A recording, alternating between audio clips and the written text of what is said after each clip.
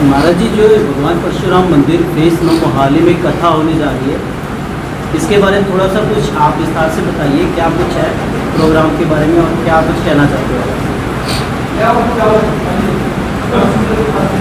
थोड़ा सा अपने बारे में पहले अपने बारे में बताइए थोड़ा। जी, मैं भागवत आचार्य डॉक्टर रमनीक कृष्ण अपने विषय में आप सभी को बताते हुए कि सर्वप्रथम मेरा जो बाल्यकाल है वो बाल्यकाल निम्बार्क पीठ है राजस्थान, जहाँ पर 5 वर्ष की अवस्था में माता पिता ने गुरुकुल स्थान को मुझे दिया। वहाँ से मेरी गुरुकुलिंग हुई और तत्पश्चात 10वीं तक का अध्ययन वहाँ पे होके हमारे सदगुरुदेव महाराज ने मेरा एडमिशन चंडीगढ़ यहाँ पर संस्कृत महाविद्यालय में कराया। 5 वर्ष की शास्त्री की डिग्री करी, बीएड किया, उसके पश्चात एमए, एमफिल और श्रीमद् भागवत महापुराण के ऊपर पीएचडी, प्रेम के ऊपर पीएचडी मैंने पंजाब यूनिवर्सिटी चंडीगढ़ से की। बाल्यकाल से ही सदगुरुदेव महाराज ने 12 वर्ष की अवस्था में प्रथम श्रीमद् भागवत कथा का आयोजन करवाया और तब से लेके यह भागवत यात्रा प्रारंभ हुई। अपने जीवन काल की इससे पूर्व में 376 कथाएं हमारी व्यासपीठ से हो चुकी हैं। 377वीं श्रीमद् भागवत कथा, पितृतर्पण श्रीमद् भागवत कथा का आयोजन परशुराम भवन इंडस्ट्रियल एरिया फेस 9 मोहाली में कथा का यह प्रारंभ आज मंगल कलश यात्रा के साथ होने जा रहा है। भागवत का महत्व क्या है और क्यों यह कथा की जा रही है? अभी यह प्रश्न आ रहा है कि श्रीमद् भागवत कथा किसी भी समय, जबकि वर्णित है कि कभी भी करवाई जा सकती है, बहुत सारे शुभ अवसर भी होते हैं, तो पितृ दिनों को ही क्यों चुना गया? यह समय ही क्यों निश्चित किया गया कि ये पितृतर्पण भागवत कथा हुई, श्राद्ध पक्ष में क्यों कथा हुई? विशेष रूप से सबसे पहले तो मैं आपके संज्ञान में लाना चाहूँगा कि लगभग 2 महीने पूर्व हमने सभा से प्रार्थना करी कि हम इस सुंदर स्थान के ऊपर, जब हम पहली बार यहाँ पर आए, मन में भाव जागृत हुआ कि शहरों में तो बड़ी बड़ी कथाएं होती हैं और बहुत हज़ारों लाखों की संख्या में लोग कथा सुनते हैं, परंतु इस ऐसे स्थान पर जहाँ तक मुझे प्रतीत होता है जैसे कि जंगल में बैठकर कहीं हम हरि का नाम ले रहे हों, क्या वहाँ पर भी लोग आके भगवान की कथा सुन सकते हैं? इस मनोभाव के साथ यहाँ पर जब हम आए तो यहाँ पे आके हमने इतना दिव्य स्थान देखा। प्रथम बार हम इस स्थान पे आए, हमने देखा और हमने स्वयं आत्मभूत किया, अनुभूत किया कि यहाँ पे भी भागवत कथा होनी चाहिए। फिर निश्चित हुआ कि कब होए, तो विचार हुआ कि ये जो भागवत कथा है पितृतर्पण अमावस के ऊपर हो, संपूर्ण कथा पितृ अमावस को हो। 19 से 25 तारीख कथा का निर्धारण 2 महीने पहले ही हो गया था, जिसमें विशेष रूप से हमारी जो मंदिर कमेटी है, बड़ी सुंदर मंदिर कमेटी, ब्राह्मण सभा, जिसमें वैसे तो बहुत सारे सदस्य हैं, मैं किस किस का नाम लूं, परंतु विशेष रूप से जिस दिन मैं यहाँ पे आया और मैंने ये जगह देखी तो मैंने मन में विचार किया कि इस स्थान के ऊपर भागवत कथा होनी चाहिए कि हमारे धर्म की जो ध्वजा है, शहरों में बहुत हमारे ध्वज लहराए गए हैं, आज तक कथाएं भी हुई हैं, सेक्टरों में हुई है, सब जगह हुई है, पर पहली बार इस स्थान के ऊपर मन से, भाव से हमने कथा रखी, निश्चित हुई। और इस सभा के अंदर ब्राह्मण सभा और हमारा जो परशुराम भवन मंदिर कमेटी के जितने भी सदस्य हैं, विशेष रूप से तो मैं आभारी हूँ इसके लिए हमारे प्रधान जी श्री वी के वैद्य जी, जो धर्म के प्रति सदा संलग्न रहते हैं। मैं जहाँ भी देखता हूँ, पूर्व में भी चंडीगढ़ में हमारी बहुत सारी कथाएं होती रही हैं। मेरे जीवन काल की, जैसा मैंने बताया, 377वीं कथा ये हो रही है। चंडीगढ़, पंचकुला, मोहाली, ट्राई सिटी में मेरी ये लगभग 65वीं कथा है, 65। इससे पूर्व कथाएं हो चुकी हैं और मोहाली में लगभग मेरी जो ये भागवत कथा, मेरी व्यासपीठ की कथा, लगभग 7वीं भागवत कथा मोहाली में हो रही है, जिसमें जब हम कथा के लिए आते थे और हम देखते थे मंदिरों के बाहर होर्डिंग्स लगे होते थे कि आज ब्राह्मण सभा ये कार्य कर रही है, आज ब्राह्मण सभा वो कार्य कर रही है, आज ब्राह्मण सभा ने समाज के लिए यहाँ पर ये कार्य करवाया, कहीं रक्तदान शिविर हो रहा है, तो कहीं पे अनन्य परिकल्प समाज के गौदान सेवा, गौ परिकल्प सेवा, या मैं देख रहा था कई कई जगह पे मैं होर्डिंग्स देखता था, प्रचार सुनता था लोगों के मुख से कि महाराज श्री जी कभी आपको अवसर मिले तो आपने ब्राह्मण सभा में भी कथा करनी है। ऐसा मन में विचार ठान के मेरे मन में जो भाव जागृत हुआ, भगवान श्री हरि के 6वें अवतार भगवान श्री परशुराम, जहाँ पे शहर के अंदर एक सुंदर स्थान यहाँ पे निर्माण किया गया और बड़ी दिव्यता और बड़ी भव्यता के साथ यहाँ पे सुंदर सुंदर आयोजन होते रहे। इस मंदिर कमेटी में बहुत सारे लोग मेरे परिचित हैं, जिसमें विशेष रूप से हमारे वैद्य जी, जसविंदर शर्मा जी, हमारे शिव शरण शर्मा जी, नवल किशोर शर्मा जी, मनमोहन दादा जी और गोपाल कृष्ण शर्मा जी, एसी वोहरा जी, हमारे JPS ऋषि जी, और हमारी बहन जी हैं हेमा गेरोला जो सदा धर्म के कार्यों में जुड़ी रहती हैं, विनोद वैद्य जी, MP कौशिक, ये सभी लोग कहीं ना कहीं एक बहुत बड़े परिकल्प हैं, बहुत बड़े नाम हैं जो समाज में सदा कहीं ना कहीं कार्य में संलग्न रहते हैं। आज सबके हृदय में जब हमने यहाँ पे आके अनुग्रह किया कि ये भागवत कथा हमारा मनोभाव है, 2 महीने पहले हम करना चाहते हैं, तो इस मंदिर कमेटी ने सभी ने एक ही ध्येय से, एक ही मत से इस भाव को पारित कर दिया कि महाराज श्री जी ये जो मंदिर है ये धर्म के कार्यों के लिए सदा है, सदा ही रहेगा। और मंदिर कमेटियाँ बहुत जगह कथाएं होती हैं, कोई किसी की कोई डिमांड होती है, किसी की कुछ डिमांड होती है, परंतु इस मंदिर कमेटी ने कहा कि महाराज श्री जी ये स्थान भी आपके लिए हमारी ओर से निःशुल्क है, धर्म के लिए है, सदा रहेगा और आपको हम पूरी तरह से भागवत कथा में सहयोगी भी रहेंगे, आपके हम तन मन धन हर तरह से आपके सहयोगी रहेंगे। मंदिर कमेटी इस पूरे कार्य में हमारे साथ खड़ी हुई। ये पूछना चाहूँगा कि भगवत गीता का ये श्राद्धों में क्या इसके मायने हैं या इसकी कोई विशेषता क्या है जी श्राद्धों में? जी, हम आपको बताना चाहेंगे कि भगवत गीता और श्रीमद् भागवत महापुराण में अंतर है। भगवत गीता जो है वो महाभारत पर्व का एक अंश है। महाभारत जो पूरा सदग्रंथ है उसमें 1 लाख श्लोक हैं, श्रीमद् भगवत गीता में 700 श्लोक हैं। और जो श्रीमद् भागवत महापुराण है ये महापुराण है। श्रीमद् भागवत महापुराण जो है 18 पुराणों में 18 पुराणों का वांग्मय है। श्रीमद् भागवत शिरोमणि है, शिरोमणि है। धर्मशास्त्रों में कहा गया कि अगर किसी विद्वान की परीक्षा होती है तो वो परीक्षा भागवत में ही होती है, विद्यावते भागवताम परीक्षाम। कि कोई अगर ये कहे कि मैं शिरोधन्य हूँ, मैं विद्वानों में भी शिरोमणि हूँ, तो उसकी परीक्षा भागवत में ली गई है। भागवत की संस्कृत अत्यधिक कलिष्ठ है, भागवत की संस्कृत को तोड़ा मरोड़ा नहीं जा सकता। जिस समय हमारे देश में अंग्रेज़ आए और उन्होंने हमारे धर्म ग्रंथों के अंदर छेड़खानी करी, मैक्स मुलर ने और इन लोगों ने जो भी कुछ हमारा इतिहास परिवर्तित चेंज करने की कोशिश करी, अनन्य पुराणों में हो सकता है कहीं ना कहीं उनकी कोशिश हुई हो, परंतु भागवत में वो बिल्कुल भी कहीं छेड़खानी नहीं कर सके। उसका विशेष कारण है भागवत की क्लिष्ट संस्कृत। भागवत के जो शब्द हैं वो जुड़े हुए हैं आपस में, वैदिक संस्कृत है। श्रीमद् भागवत महापुराण ये जो सदग्रंथ है इसमें 12 स्कंद हैं, 12 स्कंद। 12 स्कंद यानी भगवान के एक एक अंग। 335 इसमें अध्याय हैं, 18,000 श्लोक है। सर्ग विसर्ग उति मनवंतरी शानु कथा रूप से 10 भागों में यह विभक्त है। तो श्रीमद् भागवत महापुराण के विषय में मैंने पहला परिचय दिया, उसके बाद मैं आपको बताना चाहूँगा कि श्रीमद् भागवत का पितृतर्पण अर्थात पितृपक्ष में क्या महत्व है, ये समय ही क्यों चुना गया।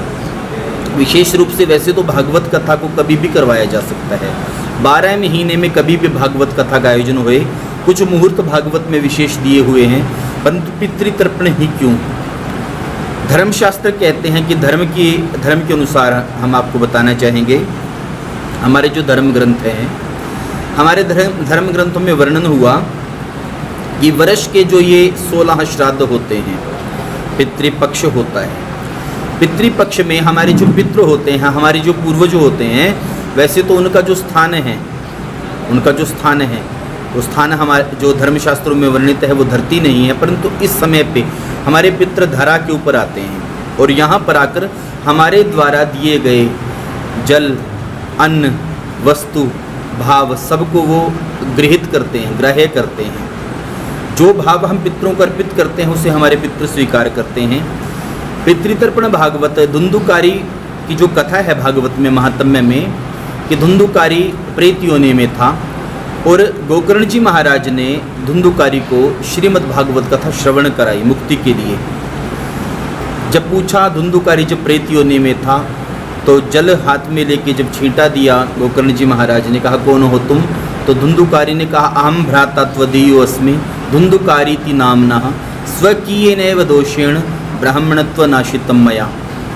अहम भ्राता त्वदीयो अस्मि, मैं आपका भाई धुंधुकारी हूँ, अपने ही किए हुए बुरे कर्मों के कारण मैं इस प्रेत योनि में पड़ा है, भैया मेरी मुक्ति का कोई साधन खोजो। धुंधुकारी के इस वचन को गोकर्ण जी ने सुना कि हे धुंधुकारी, तेरी मुक्ति के लिए तो मैंने गया जी में जाके भी श्राद्ध किया, तब भी क्या तेरी मुक्ति नहीं हुई? तब धुंधुकारी ने कहा भैया मेरे लिए एक श्राद्ध क्या, चाहे आप 1000 श्राद्ध कर लेना तब भी मुक्ति नहीं होएगी। तो इसके पीछे भी एक कथा है, परंतु मैं उसमें नहीं जाऊंगा। केवल इतना कहते हुए कि आकाशवाणी हुई अगले दिन, उस समय तो धुंधुकारी को वापस भेज दिया गोकर्ण जी ने।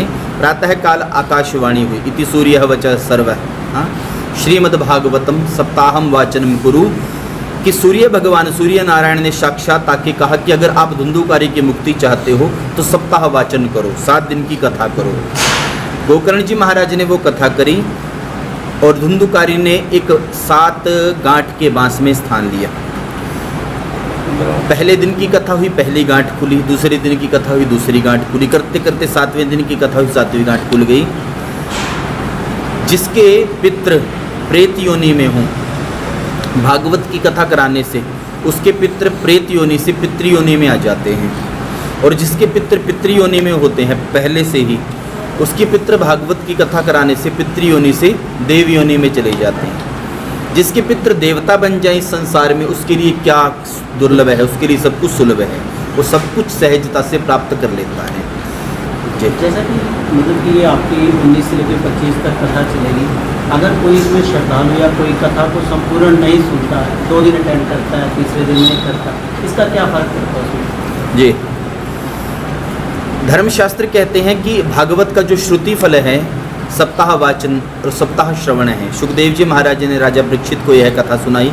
परीक्षित ने दिव्य श्रोता बन के, पिपासु श्रोता बन के पूरी कथा श्रवण करी और साक्षात वो फल प्राप्त किया, साक्षात वैकुंठ धाम को प्राप्त किया। परंतु आज का जो समय है, आज का जो वातावरण है, मनुष्य अल्पायु है, अश्रद्धालु है और व्यक्ति के पास समय का भी अभाव है। परंतु जो श्रद्धालु हैं, जो धर्म को जानने वाले हैं, जो भागवत के महत्व को समझते हैं, वो पूरे 7 दिन ही कथा सुनते हैं। किसी कारणवश अगर कोई व्यक्ति पूरी सप्ताह वाचन कथा नहीं श्रवण कर सके तो धर्मशास्त्र कहते हैं कि जिसने 6 दिन भी कथा नहीं सुनी, 7वें दिन की कथा सुनने से उसको पिछले 6 दिन की कथा श्रुति का भी फल मिलता है। और जिसने मात्र 7वें दिन की कथा सुनी, जिन्होंने 6 दिन की भी सुनी और 7वें दिन की भी सुनी, उनको 2-2 बार भागवत सुनने का फल प्राप्त होता है। परंतु अपने ज्ञान के वर्धन के लिए हम सनातनी हैं। आजकल बहुत सारे लोगों का यह प्रश्न है, माता भी ऑफिस में, पिता भी ऑफिस में, बच्चे घर में अकेले रहते हैं, उनको धर्म की शिक्षा कहाँ से मिलेगी, उनको धर्म का ज्ञान कौन देगा? भटकते देर नहीं लगती, परंतु रास्ते पे आने के लिए बहुत समय लग जाता है। इसीलिए बच्चों के अंदर विशेषतः हमारी जो जागृति है, युवा संदेश हम कथा में लगाते हैं। इस कथा में भी 2 युवा संदेश होंगे कि बच्चों को किस समय सोना चाहिए, किस समय उठना चाहिए, क्या खाना चाहिए, किस मंत्र के जाप से उनकी बुद्धि तेज होएगी, कैसे एग्ज़ाम में वो लड़ सकेंगे, कंपटीशन को कैसे वो पार कर पाएंगे। ये सारी की सारी चीज़ें 2 युवा संदेश इस कथा में रहेंगे विशेष रूप से, जिसमें बच्चे 10 से 11 बजे 2 दिन हम निश्चित करेंगे अभी कमेटी के साथ बैठ के। उन 2 दिनों में वो निश्चित होएगा कि बच्चे सुबह 10 से 11 यहाँ पे कक्षा लगाने आएंगे। कौन बच्चे आएंगे? वही बच्चे जो यहाँ पे जो माता पिता कथा सुनने आ रहे हैं उनके बच्चे, या जो समाज में जो जागृति फैलेगी कथा से, उससे वो बच्चे यहाँ कथा श्रुति आएंगे। जैसे आप PhD हैं, मतलब कथा कर रहे हैं, बहुत सारे तथा कथित ऐसे आचार्य भी हैं शहर में, मतलब कहीं भी वो कथा का मतलब कि अपने आप को शो करते हैं कि कथा हम भी करते हैं, हमसे क्या फ़र्क पड़ता है मतलब कि PhD और कथा कथित आचार्यों में? देखिए, भागवत की कथा कहने का अधिकारी कौन है? भागवत में वर्णन है कि अवैष्णव मुखादना गाथा श्रोतव्यः कदाचन, ना तो स्त्री मुखाद गाथा श्रोतव्यः कदाचन, दृष्टांत वक्ता धीर कुशलः। ऐसा वर्णन भागवत में है कि भागवत का जो वक्ता हो वो कैसा होना चाहिए। भागवत का वक्ता धीर होए, गंभीर हो। भागवत का वक्ता दृष्टांत कुशल हो और आपके जीवन को साक्षात भगवतमय बनाने में समर्थवान हो। भागवत का वक्ता वो ना हो जो किसी द्वेष में, किसी ईर्ष्या में या किसी द्वंद्व में कोई कार्य का सुनियोजन करे। भागवत का वक्ता वो हो जिसको ना किसी से ईर्ष्या हो, ना कोई द्वेष हो, ना वो किसी की का निंदक हो, वो तो केवल भगवत भाव में समाविष्ट रहने वाला हो। जहाँ तक आपने प्रश्न किया कि पीएचडी वक्ता और साधारण वक्ता में, तो हम केवल यही कहना चाहेंगे, इसलिए नहीं कि हमने डॉक्टरेट की है, हम इसीलिए कहना चाहेंगे कि भागवत के वक्ता पढ़े लिखे जरूर होने चाहिए। कारण कि कोई भी कथा होती है वो संस्कृत में ही होती है। जैसे हमारी भाषा हिंदी है, वैसे देवताओं की भाषा संस्कृत है, देववाणी संस्कृत को बोला जाता है। जब तक भागवत के 18,000 श्लोक हैं, जब तक प्रत्येक दिन की कथा में श्लोकों का वाचन ना हो, शुद्ध श्लोकों का, और उन श्लोकों का अर्थ जो हो वो जो श्रोता हैं, सुनने वाले हैं, उन तक उनके कर्णों से होते हुए हृदय रंध्र तक ना पहुँचे, तब तक वक्ता का कथा कहने का कोई लाभ नहीं है। दूसरे, वक्ता अगर अल्प ज्ञानी होगा तो धर्मशास्त्र कहते हैं कि अधूरा ज्ञान विनाश का कारक होता है। ज्ञान वही सम्यक है जिसकी पूर्ति करके आप अपना भी भला कर सके और समाज का भी भला कर सकें। हमारी मंदिर कमेटी ने हमें चुना, उनका भाव जागृत हुआ। पहले भी इन्होंने चर्चा करी, महाराज श्री जी बहुत लोग कथा करने के लिए यहाँ आना चाहते रहे हैं, परंतु आप ही क्यों? तो इसीलिए क्योंकि समाज आज ऐसे ही वक्ताओं को समाज की आवश्यकता है जो धर्म को और धर्म के साथ चलने वालों को साथ लेके चल सके। हमारी कमेटी जो है, कहीं ना कहीं मैं देख रहा हूँ जब से ये सूचना इनको प्राप्त हुई है, जबकि कथा का आयोजन तो हमने स्वयं रखा है, परंतु हमसे ज़्यादा चिंता कार्यों की, व्यवस्थाओं की, और पहले दिन से ही तन्मयता के साथ जिस भाव से ये सेवा भाव से प्रफुल्लित मन से लगे हुए हैं। आप देख सकते हैं कितना सुंदर पंडाल है, कितनी सुंदर व्यवस्था है, व्यासपीठ कितनी सुंदर है। ये सारी व्यवस्थाएं जो हैं हम सब ने मिल के यहाँ पर व्यवस्थित की है। तो कहने का तात्पर्य केवल इतना है कि वक्ता वही उत्तम है जिसके साथ समाज जुड़ा हो, जिसके साथ समाज की धारा जुड़ी हुई हो, जिसके साथ सबका तन्मय हो, सब तन्मयता से जुड़े हुए हों। जैसे हमारा सारा समाज, ब्राह्मण समाज यहाँ पे जुड़ा हुआ है और पूरे भाव तन्मयता से पितृतर्पण भागवत कथा में पग पग पे हमारे साथ मिल के चल रहे हैं। एक आखिरी सवाल है आपसे कि जैसे कि आप मोहाली में पहली बार जो समझ में आ रहा है कि आपने करवाने जा रहे हो, आप श्रद्धालु इस सभा में पहली बार श्रद्धालु से क्या अपील करना चाहोगे या क्या संदेश क्या आपका? हमारा संदेश सभी से यही है, हम यही कहना चाहते हैं कि पूर्व में भागवत कथाएं हुई हैं मोहाली में, परंतु इस स्थान पे, इस मंदिर सभा में हमारी प्रथम भागवत कथा हो रही है। यही कहना चाहेंगे कि जितने भी श्रद्धालु, आप सभी जो भी आप मीडिया बंधु यहाँ पे आज पधारे हैं, पहले तो मैं आपका ही धन्यवाद करूँगा क्योंकि आप लोगों ने इतना कीमती समय निकाला है, तन्मयता के साथ आप धर्म के कार्य का प्रचार कर रहे हो। हम देखते हैं राजनीतिक कार्यक्रम कोई होता है तो वहाँ पे बहुत मीडिया जमा होता है, परंतु धार्मिक कार्यक्रमों में मीडिया का आना और इस तरह से सहयोगी बन के कार्य करना, आप सब साधुवादी हैं, आप सबको साधुवाद, आप सभी को आशीर्वाद भी है इस भाव के लिए।